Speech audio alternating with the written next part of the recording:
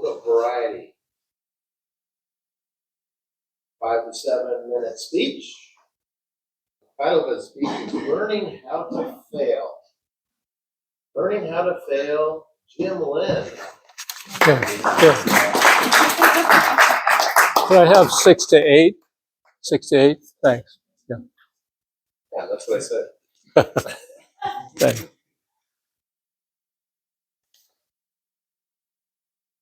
Fellow Toastmasters and guests, it's my honor and privilege to share something about my upbringing today. My dad built the very first modern airplane by a Chinese in China. He not only built that airplane, but when the time came to test fly it, he climbed into the cockpit with the test pilot, and miraculously, the plane took off. If it had crashed, I would not be here today speaking to you. After that, my parents left China to come to the U.S. When they landed in the U.S., I was born, and they were really worried about how to raise me. They were sincerely afraid that I might become a juvenile delinquent. And so my father planned out a strategy for me that would emphasize education. And so at the tender age of 7, I would be placed in a room by myself, and he insisted that I study math for 4 hours a day. When Bob Hennel, my best friend from school, would come and knock on the door and ask if I could go down the canyon and catch tadpoles, my mother would answer the door and say, "Sorry, Jimmy can't play. He's got to study." So I would be left in a room. Maybe I spent thousands of hours in this room, in the study of the house. It was a fairly dark room.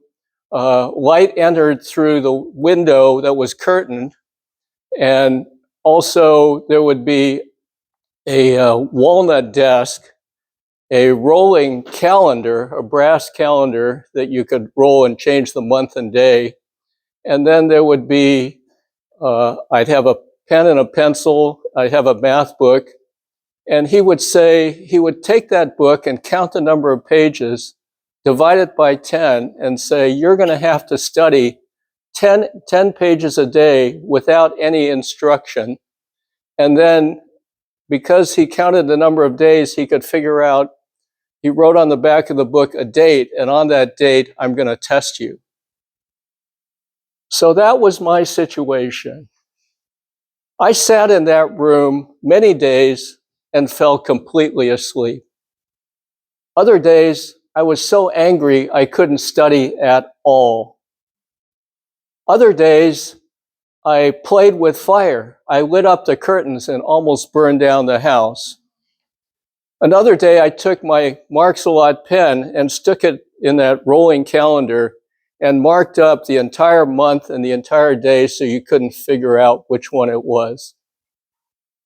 When my dad came to test me, I'd often fail that test, and I thought he'd be totally upset with me for failing. But instead, he said, "Look, we'll test you again in a couple weeks from now. Why don't you review the material?" From my viewpoint, I thought, don't they understand how important it is for me to make friends? That was not important to Mom and Dad. They could care less.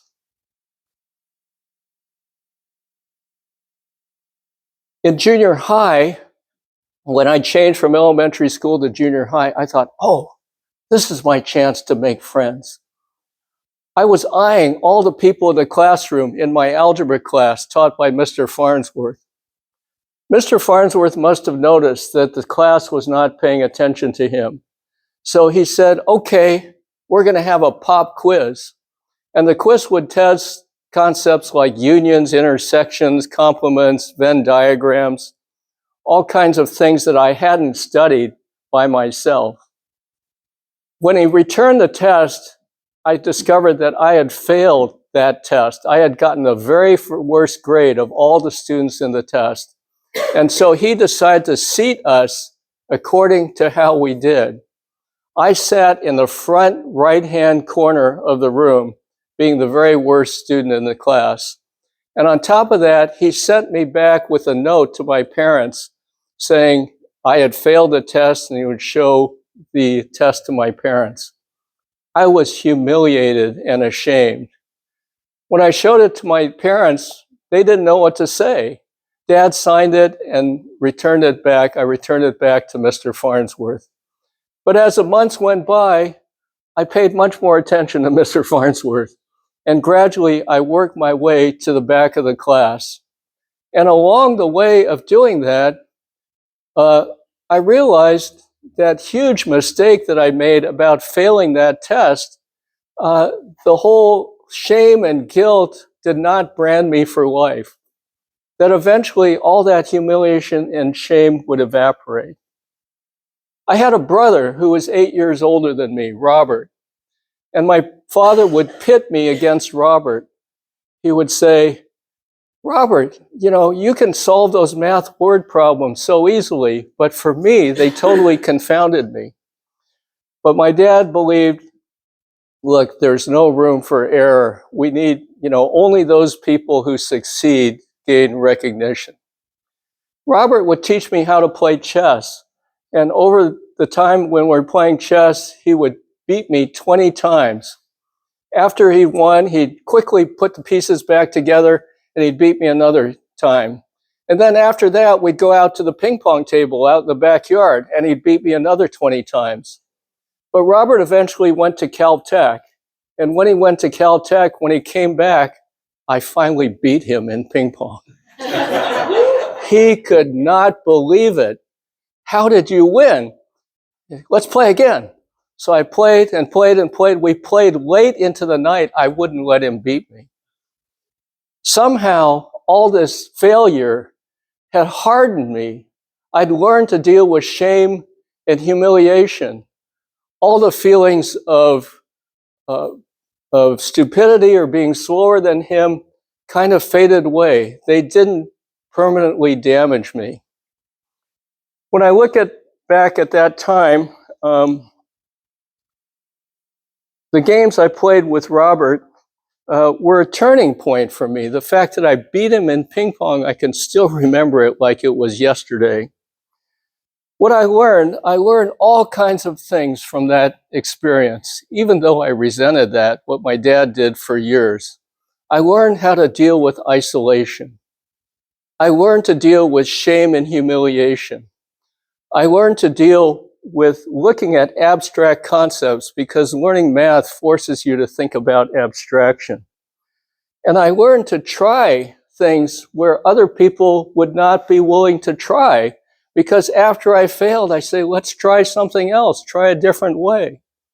All these things were things that I learned learning how to fail. Master Toastmaster.